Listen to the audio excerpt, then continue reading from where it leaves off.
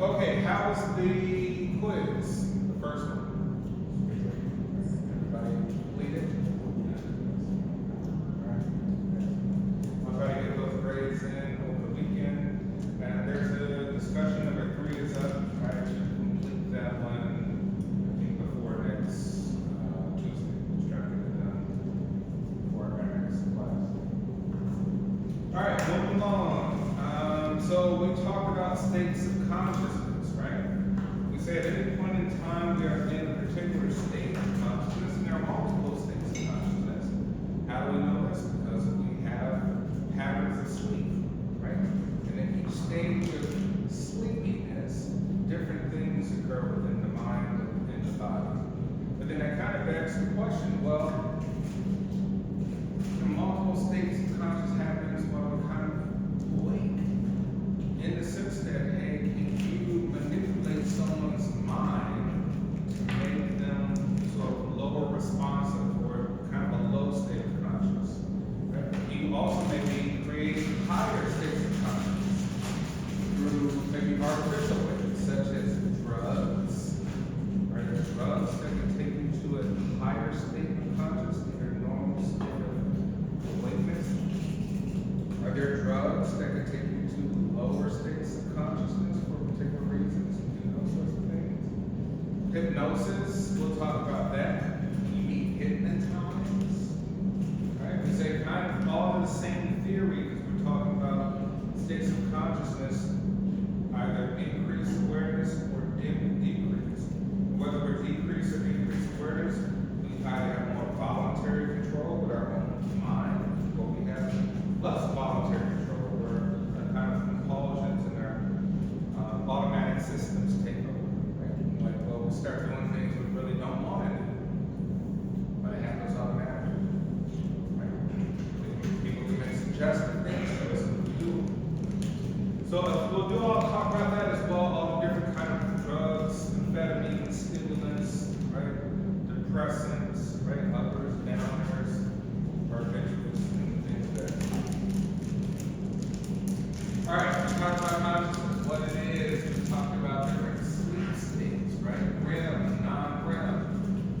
We maybe have left off somewhere dealing with insomnia, sleepwalking, consider things like sleep sex. There's night terrors, sleep apnea, I think is what we left off, right? Restrictions, and narcolepsy. So remember we said we had those 4 states of sleep. One's in 1, 2, and 2, 3, and 4, and then we got REM. REM is where most of your dreams take place, and there's a disassociation between the body, the mind, and the body.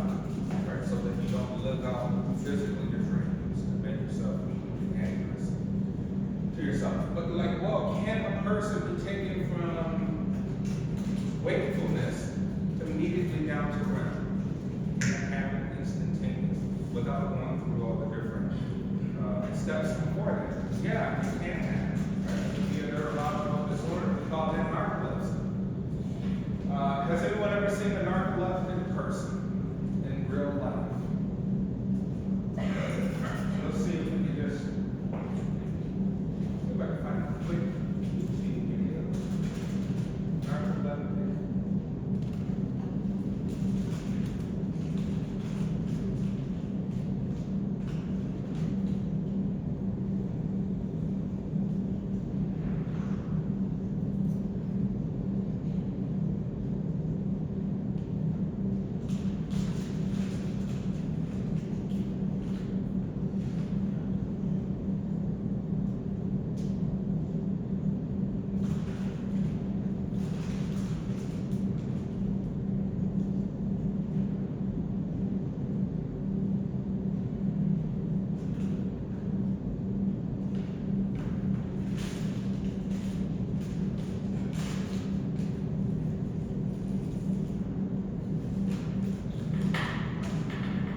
All right, narcolepsy.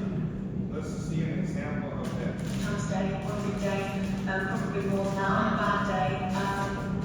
And it can be anywhere between a few seconds.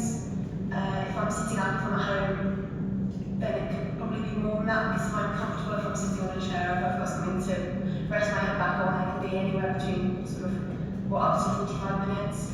And it impacts massively on my life because it means that everything I do, I have to think about how much energy it's going to take up, how long afterwards it's going to take me to recover, and if I'm going to be safe, because it's not just the falling asleep, but cataplexy as well, which there's an example of narcolepsy. in certain situations, public transport, or if I'm by myself without a friend.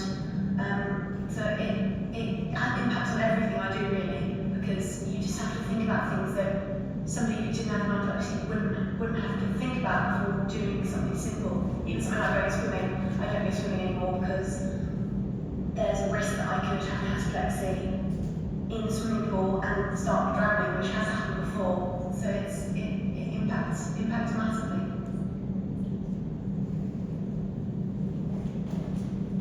Right, and that attack is called a cataplexy attack.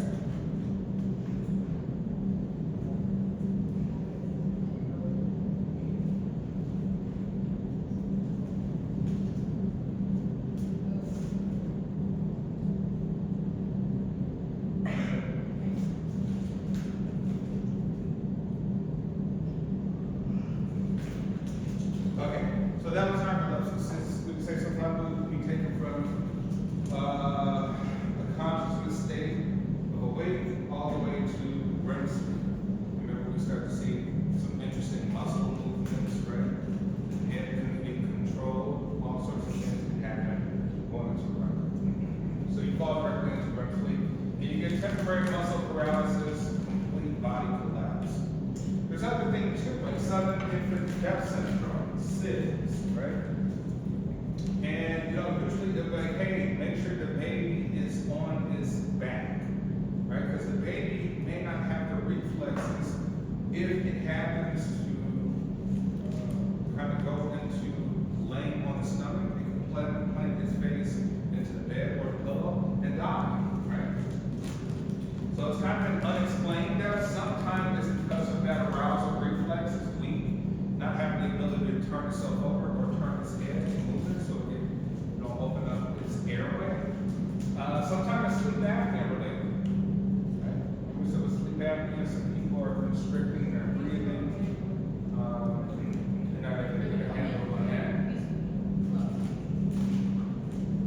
So remember, keep baby on sleeping on his back to try to prevent it, right? Back to sleep is kind of the monitor.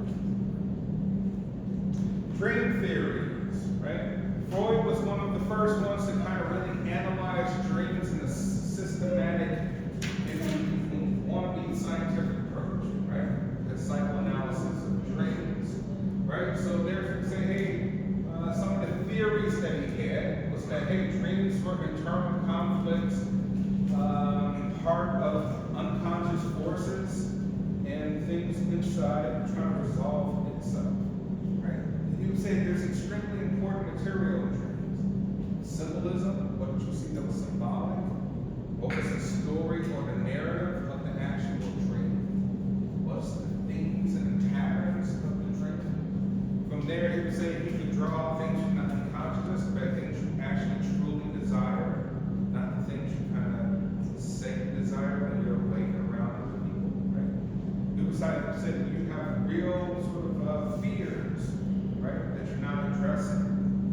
Right? So fears, desires, motivations, things of that nature, right? So it's a part of it would be wish fulfillment. Dreams are expressions of these unconscious desires. The symbols, the images, right? They have a deeper symbolic meaning. So let me ask you this. You're in a wakeful state, and you're thinking right now. Maybe not. Right? Remember we said there's unconscious forces, automatic areas. So maybe you're not thinking. Maybe you're not very cognitively thinking and using energy. You're just kind of daydreaming. Right? Think about it. So we're also daydreaming as well too. You having patterns of things in your mind, imagination, while your eyes are open, listening to Dr. Ross. You're thinking about something that's real, something not real, something you wish, something yada yada yada. But let me ask you, do you think, who here thinks in words? When you think,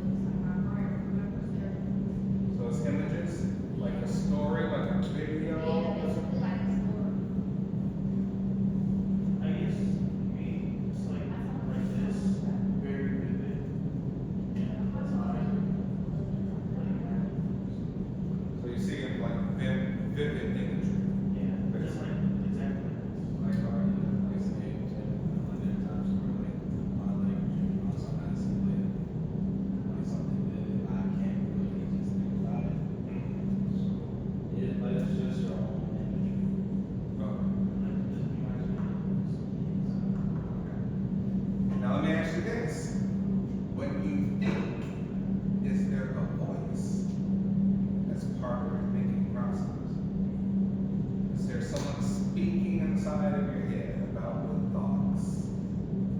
Raise your hand if you hear a voice. Raise your hand if it's a different voice than what you speak with outside. So what's the voice? Is it like Siri or Alexa or Hey Google, and it's a British accent? Is it a male? Is it a female? Is it, like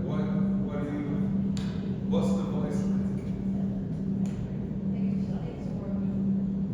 But can you make out the voice? Like, it sounds like a feminine voice, but it's lower tone, right? So you're like, hey, my speaking voice is more amped up than my inner voice, right? Anyone else here? Different voice. What's the voice like? You. It's either my voice, what's going on. It could be someone else's voice, like it could be working. So is it like whatever is recent that you kind of experienced, that's the voice that carries on until there's another phenomenon? Yeah. Okay. Same voice or different voice?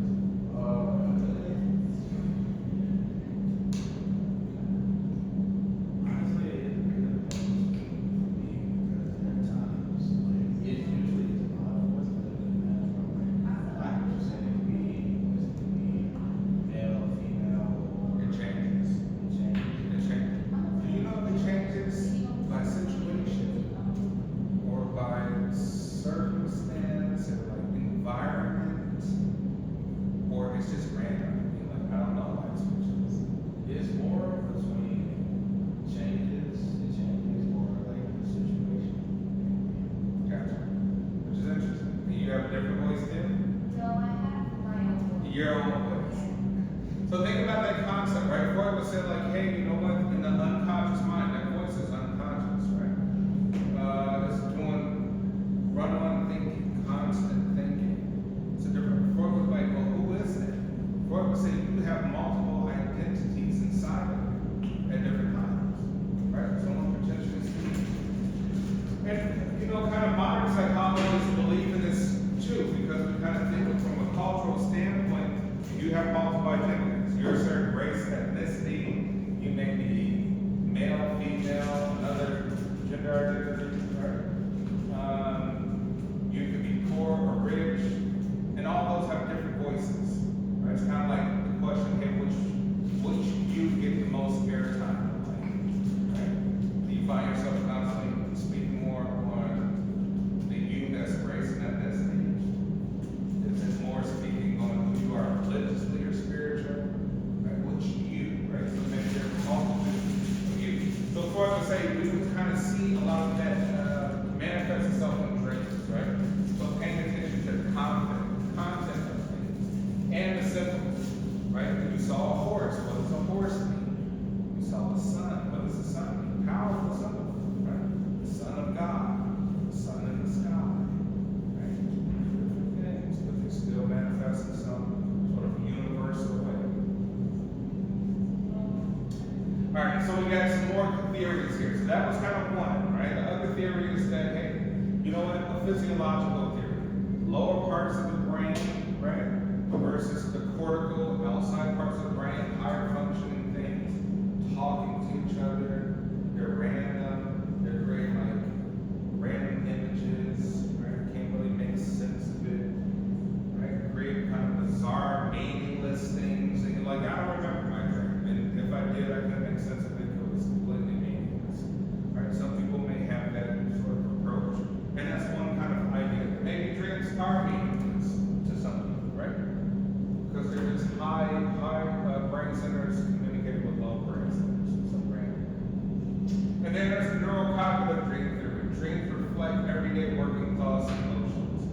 So you're like, hey, every day you have to process information. What did you think? How did you feel? Did you miss something? Synthesize it in your dream and make it make sense. Hypnosis. Anybody ever been hypnotized? Well, let me ask you, like, so you talk about hypnotized, first thing that comes to your mind, like, no, clearly no one's made me do anything I want to do.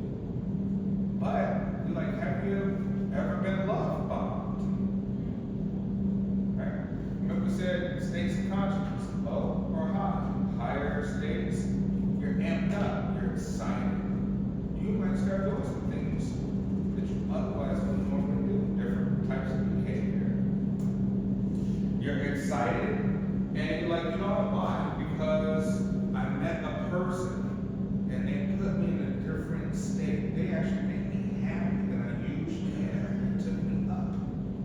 And now, with their words, their charm, all these things, they're able to actually make me do things. They can control me in some way, involuntarily, right?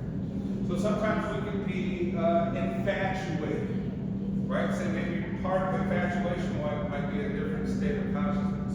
Anyone ever experienced infatuation with a person? Like you maybe infatuation would be like maybe you're completely exhilarated by a person so much that you can't think of anything else about that person. That you have completely like a vision of that person and it's all positive. You see them as just wonderful. So what was that like? What was your experience like with that? Obviously, my mind goes and then as soon as I left, my mind went blank. I couldn't think of not a single thought in its mind. And that's interesting, and usually how it is, right? So let's say you meet somebody you really, really like. You don't know them that well, but the limited information you have, the limited experience you have with them, like it's taking you to a place where you can't even think anymore, right? And you're like, well, this is a good feeling. This is a place of comfort. I like this place. And if I like this place, I want more of that, right?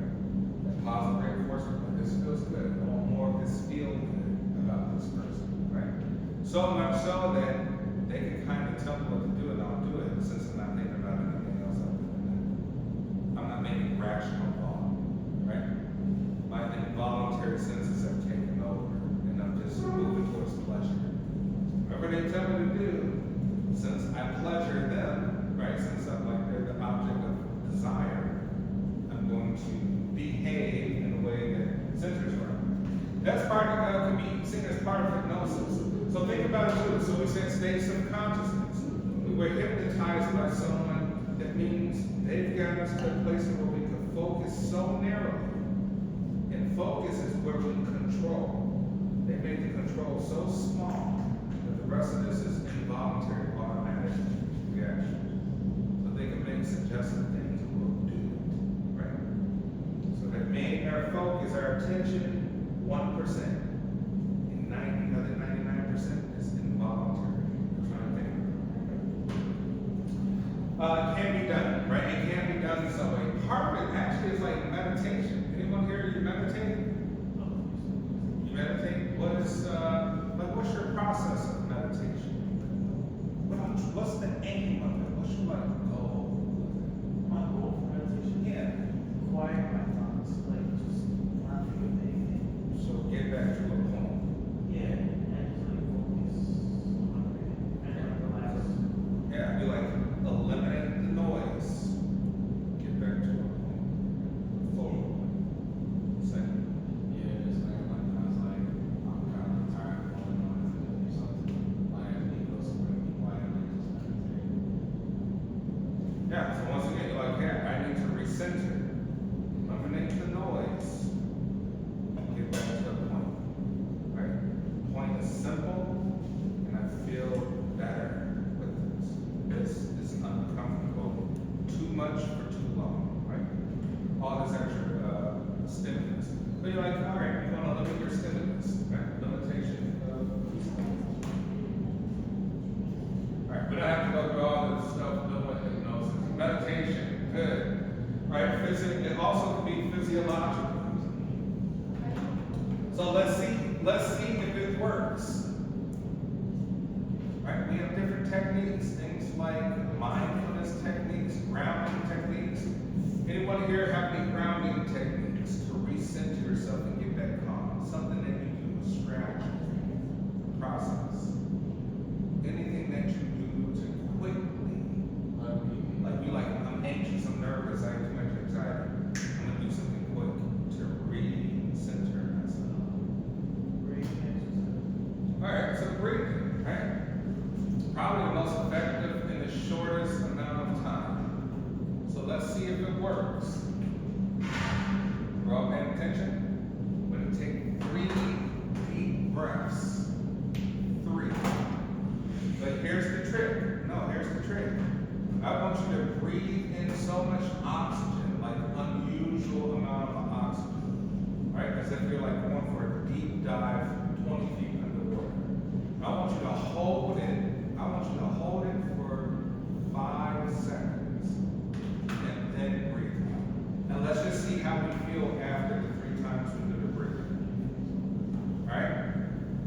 Everybody's ready? 3 deep breaths. But wait. Pretend like you're about to dive 20 feet underwater. So get a deep breath and hold it for 5 seconds. I'm telling you, you're gonna feel the top of your head tingle. After like 2 or 3 times, you're gonna feel like top of your head, like it felt like my hair. Okay, so let's do it. On the first one. 1, 2, 3. Breathe in. Hold it. 5 seconds. And release it. Alright, that's 1. We haven't felt it yet. Wait, we haven't felt it yet. One more time. Deep, like you're going 20 feet. Deep dive. 1, 2, 3. Breathe in.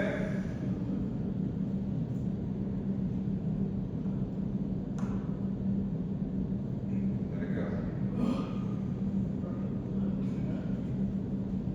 Alright, now this last one you might feel a tingle. Those last 20 feet deep dive. Alright, 1, 2, 3. Breathe in.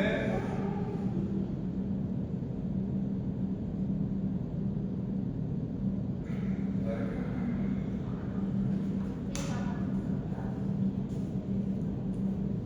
How do you feel right now? Right? You feel different. You felt different than you felt before you started the breathing exercise. So quickly, so think about that. You're like, man, if I'm ever anxious and I'm stressed out and I'm angry and or whatever, something off, you can do those 3 breaths in a matter of say 20 seconds. You're like, yeah, I feel better. Keep going, right? So there's another tool to have in the toolbox.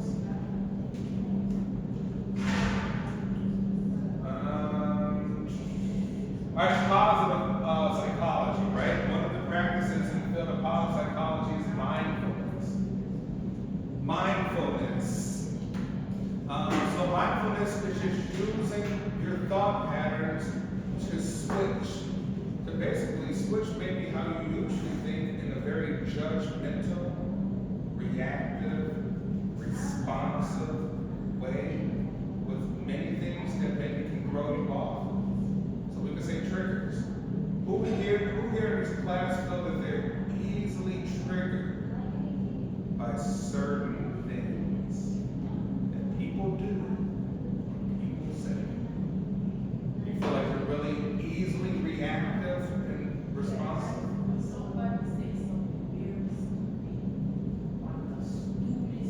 Yes.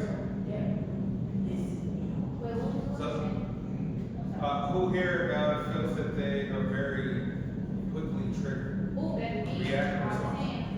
So, like, think about this.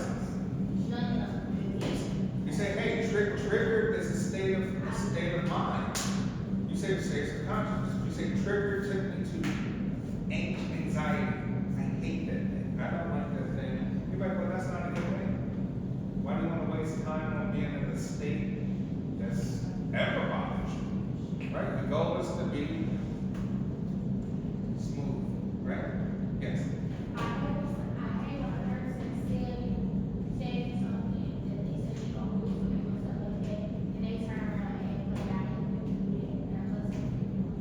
Because I'm not easy with people, but also it's just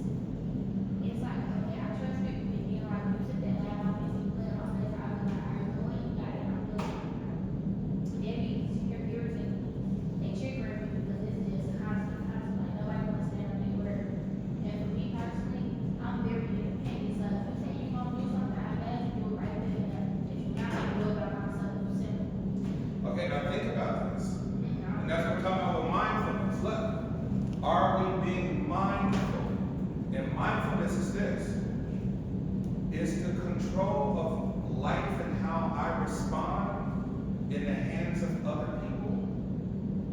Or is the control of how I feel in the hands of myself? So maybe practice, look. So for you two in the back, maybe practice, just practice opposite thinking. You say, you know, man, I hate that, that sounds stupid. But then maybe stop yourself and like, maybe it's a different approach. Maybe that person is where they are in life. And each human being on earth is at a different point. So that we're all not on the same page with anything. Anything we say, do, our experience is all different. So if we take that approach, we're like, you know what? Yeah, this is at a different spot. Let me continue moving on with life. Right? Or even with the people that disappoint you by not doing what they said they're going to do, you're like, wait, I get it. Can't control the people. It don't matter what family, friends, romantic partners, we do not have control of other people. This is one of the classic issues in life. The classic issue, one of the main issues in life is that how do you live in this world dealing with an environment where you just can't control people and still be peaceful? Knowing that they're gonna disappoint you, they're gonna lie, they're gonna disappoint you, right? They never live up to your expectations. You expect them here. Hey, this is the reality.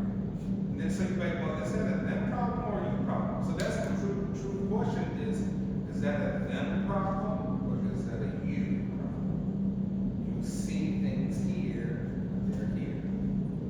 Remember we talked about that like kind of in a computer setting. A computer way we say, hey, human beings have a model, a framework of the world, constantly they're being updated with new information. Does it match how you perceive the world, or is it a mismatch?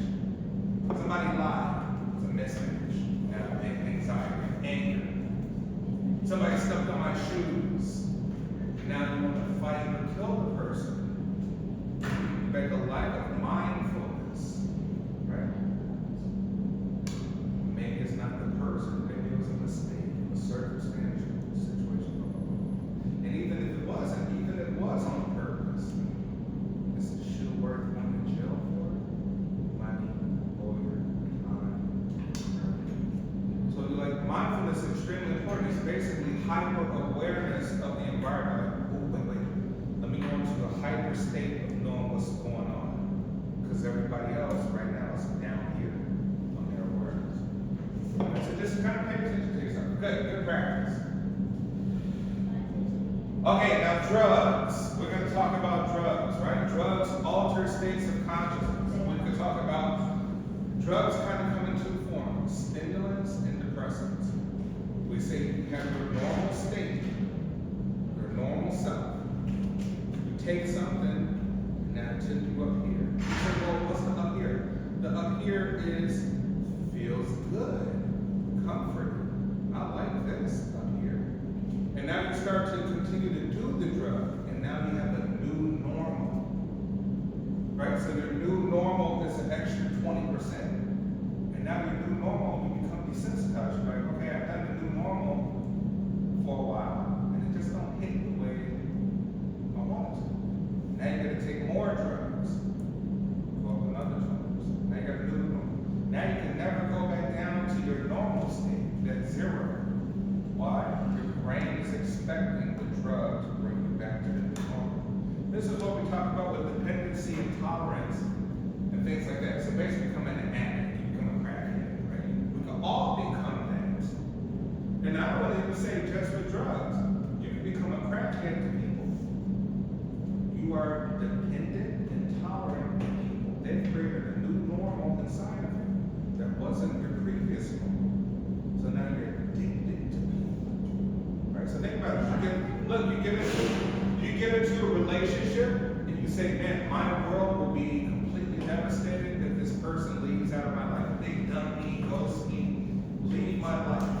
You're like, my world is devastated. Why?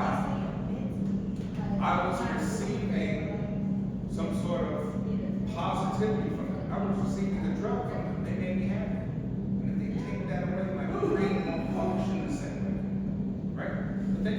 So it's not just, it can be people and things. It can be luxury things, it can be material things, it can be other things. Right? You're dependent, you're tolerant, you're normal. Okay, so we say psychoactive drugs, substances capable of altering things. Now here, let's not think of illegal drugs. It's not all illegal. Illegal is just PEAs, federal, state, county, city laws about what's allowed, what's not allowed. But we say there's legal things. Go to a doctor, he writes your prescription, go to CVS, Walgreens, and go get it. That's a drug. Right? But it alters states of consciousness, even dealing with the focus and attention. So some of us may suffer with ADD, ADHD. Other things like, well, what's the real thing? Hey, doctor, I have a very bad issue with the whole focus component in states of consciousness. I can't read the whole book.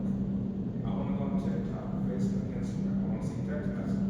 I'm too distracted. I can't get back to that focal point and stay there. I have to go back to the distractions. My mind can't get to the focal. So what do you give me, doctor? Well, give me something to alter that. Right? Give me something to give more self-control. Give something that helps with attention. Give something that helps me have better judgment or increase my memory. Or give me something that changes my perception of something. One back, states of consciousness. They're just changing it.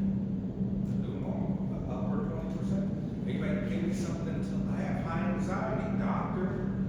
Give me something to take me low, almost in a sleep state. So I can rid of the anxiety, right? Or you may take a drug to take you low, and we can call that a depressant, such as alcohol, right? Alcohol is a depressant, right? What does alcohol do? It takes you to a lower state, so that things up here in the normal don't matter. They're affecting you and give you anxiety, you go low. Now you're desensitized. I don't care. But then you come out of you come back getting sober, and you're like, okay, I gotta deal back with the anxiety, right? Okay, so stimulant increases activity in the body and the nervous system. Right? Depressant, something that increases activity in the body and nervous system, right? We say it increases dependence, addiction, compulsion. You can have issues if you no longer stop taking the drug. Right? So what's my favorite drug? What's Dr. Ross's favorite drug? Right? I'm like a crackhead for caffeine. So when I go to Dunkin' Donuts, I tell the person at Dunkin' Donuts, man, give me my drugs. Hurry up. Right? Hey, Dr. Ross, what do you need these drugs for? Well, we just saw what I needed the drugs for. It's gonna help my attention first thing in the morning. Might increase my memory, memorize everything, increase judgment, right? I might have more self-control, so I'm more alert, right? I might actually be in a better mood. I'd be great before the coffee. Call somebody to get their coffee, they're wonderful to talk to, right? You just get their cup of coffee, right? Or you use perception. Same thing, it's just caffeine, it's another drug, right? Legal too. But guess what? If I stop drinking coffee for a day, full day, right? Headaches, migraines, right? Brain is saying, hey, we hit a new normal, and it involves caffeine every 24 hours. We took that away, so we don't know what to expect. Where's our stuff? The brain's neurons says, where's our stuff? Since you didn't give me our stuff, we're going to punish you.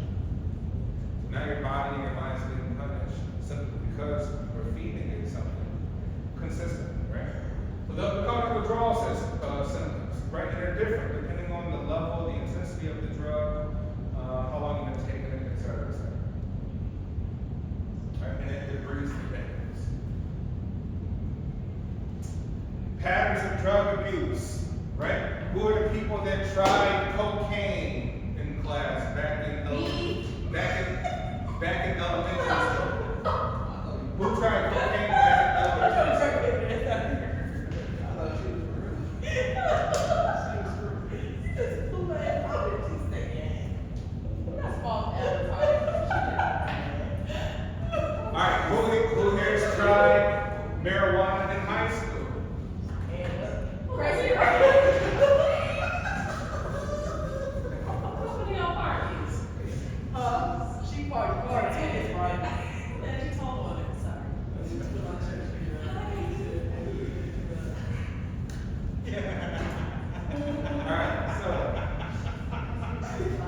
So some of us have different kind of experiences with drugs, right? Some of us have short-term use or experimental use. You may have tried it once, you're just curious, you want to see what it does, you heard about it, you want your own sort of personal experience, you do it, you hate it, you never do it again. Right? Some people do it recreational because of social use. People or a group gathering, it's there, you try it, but you don't need it all the time. Right? Some people do it situational. Like, hey, you know what, to stay awake, to go to sleep, something else. And then some of us are intensive or compulsive. We're very dependent, right? Depending on the level of dependence. And we say, hey, dependent is so bad and so compulsive. You like, I need that thing. Now there's a difference between me getting my $3 cup of coffee every day. $3 is pretty easy to come by. What if that drug costs thousands of dollars to get every day? Pretty different. So you're like, so tell me what the person is going to do if they don't have the money to get that drug. What are some of the things the person will do?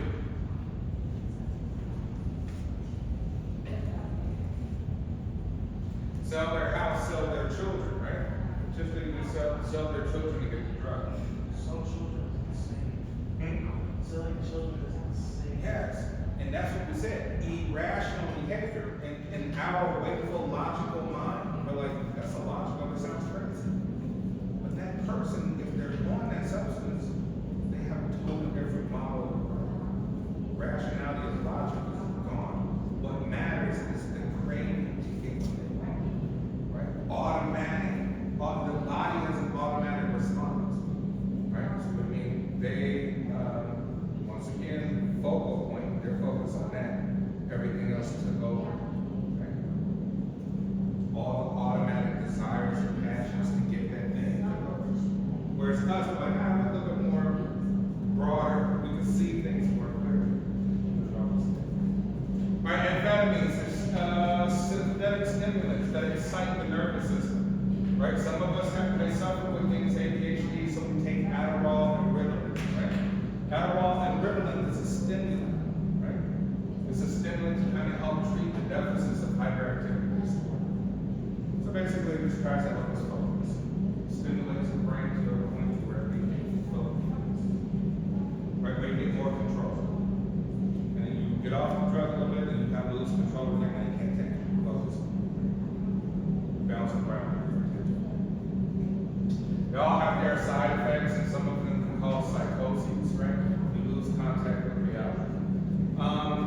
Coca-Cola, 20 years we can see here, right? 20 years Coca-Cola had cocaine in it, right? So you're like, back in the day, right? Maybe your grandparents, great-grandparents, I would say maybe great-grandparents, drink Coca-Cola, go to work, high productivity, stay awake for a couple days, felt wonderful. They felt remarkable. And that's why people get addicted to Coca-Cola. Okay? Remember we said if you get addicted to anything and you continuously do it, you can pass it on to your children. Right? You can pass on the sensitivity to that compound to your children. That's why, you have an alcoholic father or mother, probably best not to touch alcohol. You might have to touch other drugs, and you may not have the same sensitivities to other drugs. That one compound of ethyl alcohol you're sensitive to, which means that you will build a bigger dependence than the average person.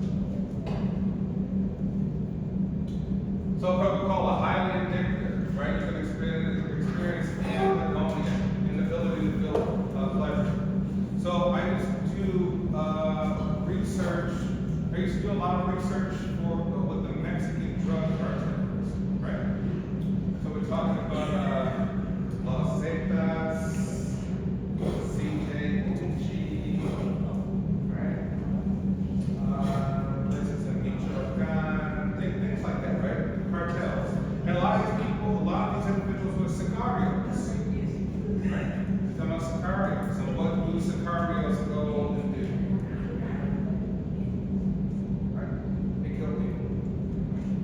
Talk about a lot of people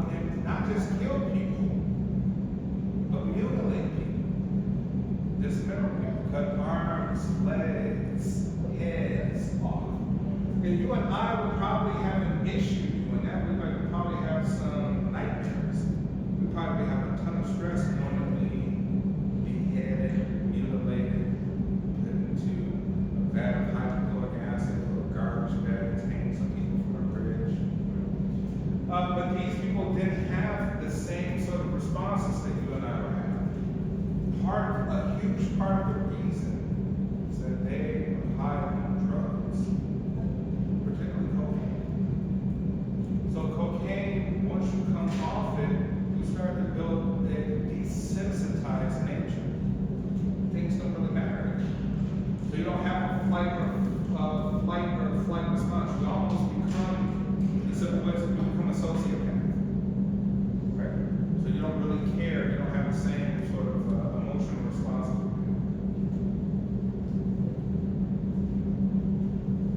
Ecstasy, right? Chemically similar to amphetamine, created by small variations in the drug structure.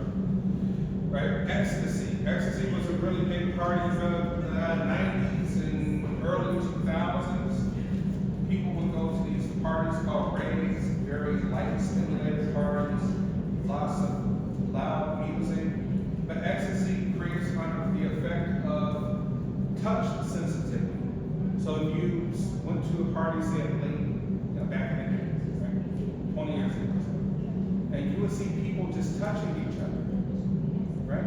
Just touching people's faces, arms, and it didn't really relate to maybe in a sexual way. It kind of has a different manifestation because there's kind of different responses in terms of sexual arousal than just skin sensitivity arousal. So you would see individuals who were touching each other at these places, high up on ecstasy, touch sensitivity.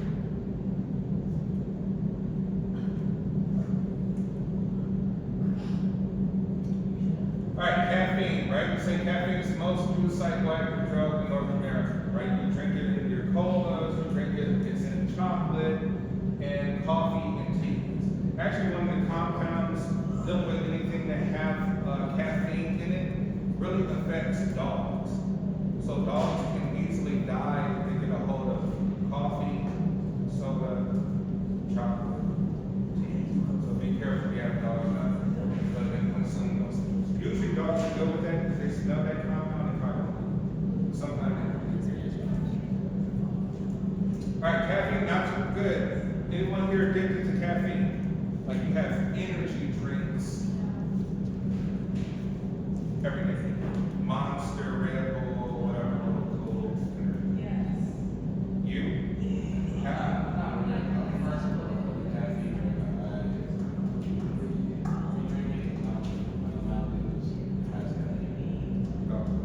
You feel like you need it though?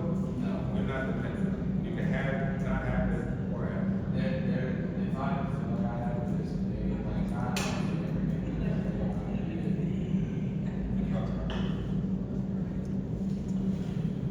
Okay, and then nicotine, right? Nicotine. Once again, another stimulant, right? Found in tobacco. Has a side effects, extremely addictive. Nicotine, vaping, right? Extremely addictive. Smoke, pipes, cigarettes, cigars, right? Things of that nature. Causes cancer, right? You probably already know this, lung cancer. So does chewing tobacco causes lung cancer. Secondhand smoke kills. So bad, nicotine was so bad, right? That the government had to change laws just all over the country. Just telling people they cannot smoke in certain areas. Even now, we have to go like 15 feet away from the door of any kind of public interior space. Right? Kind of have to be outside of some sorts. A lot of apartment buildings restrict smokers, right? Secondhand smoke was killing people more than even the people who were the first-hand smokers, right? So nicotine, it spreads out and gives other people. Barbiturates, right? Bring you low, sedate, right? Kind of depressants, bring you down. Inhibit GABA reflex. So some people take it here, we're talking about gamma hydroxybutyrate, which is GHB. Some people inhibit the GABA reflex. So taking depressants or barbiturates can make you choke to death even on your own vomit. Right? So very dangerous stuff. Tranquilizers, right? Xanax. Xanax is something I was probably on for like a year. In my early to mid 20s, I used to have anxiety attacks, panic attacks, right? And they put me on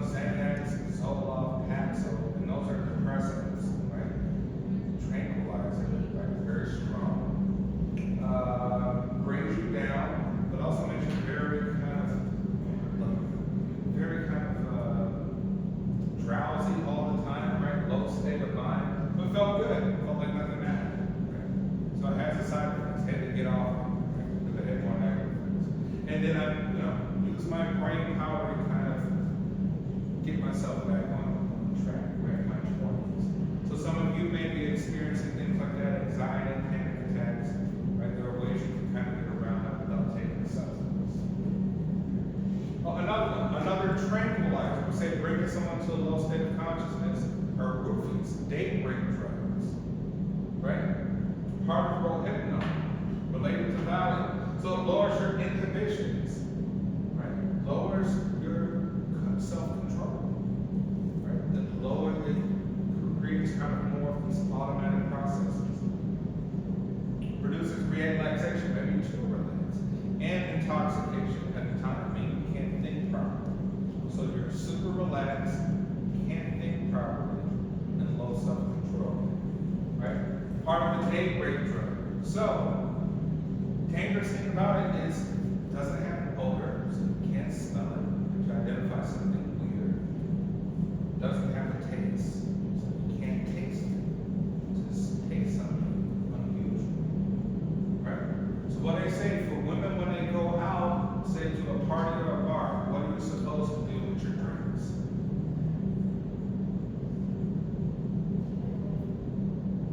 Keep your drink away from you. Right? Never leave your drink unattended. Take your drink to the bathroom if you have to, right?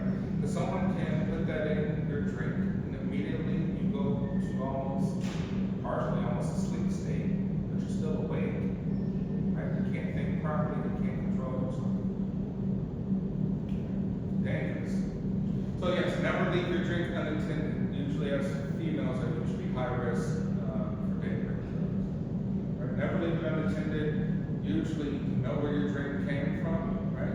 Usually make sure you see people pouring your drink, right? All sorts of things, right? You don't know how predatory behavior is out there for those sorts of things. Right? And then alcohol, right? Intoxicating is a depressant, not a stimulant, but it lowers inhibitions again, right? Alcohol, very common, very dangerous drugs. Become highly dependent, can easily accessible. Beer, right? People become wine alcoholics, beer alcoholics, right? People can become other types of using strong alcohol.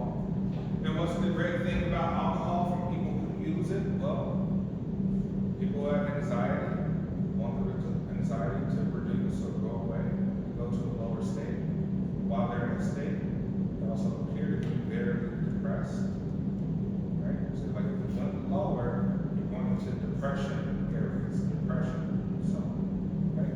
And we know if a person gets so low in depression to where nothing matters anymore, what happens when nothing matters? What's maybe the lowest state of depression? What does a person want to do? Kill themselves, right? So alcoholism has high correlation with suicidality. When it's so low that life don't matter. If life doesn't matter, a person doesn't feel any type of way about anything for themselves.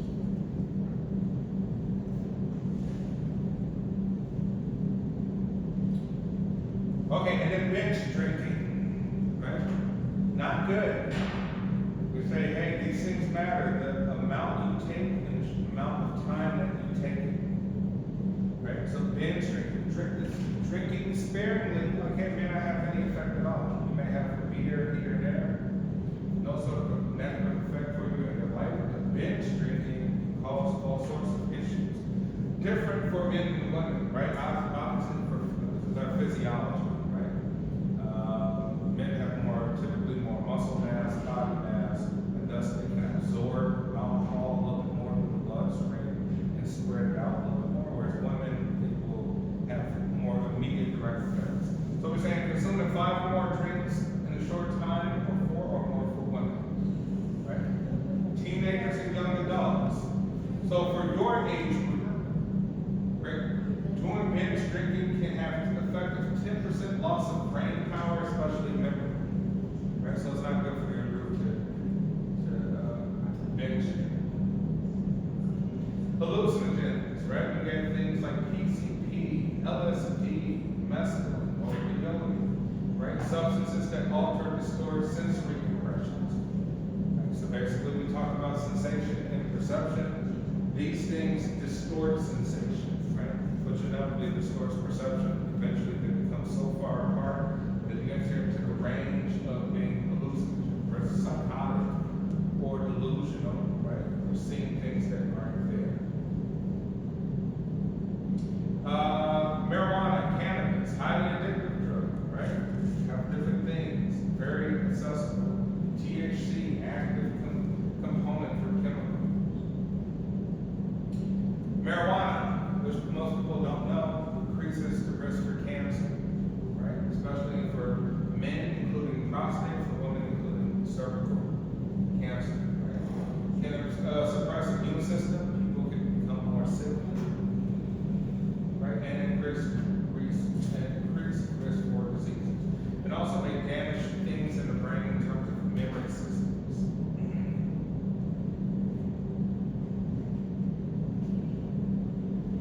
Okay, and then there's another one here.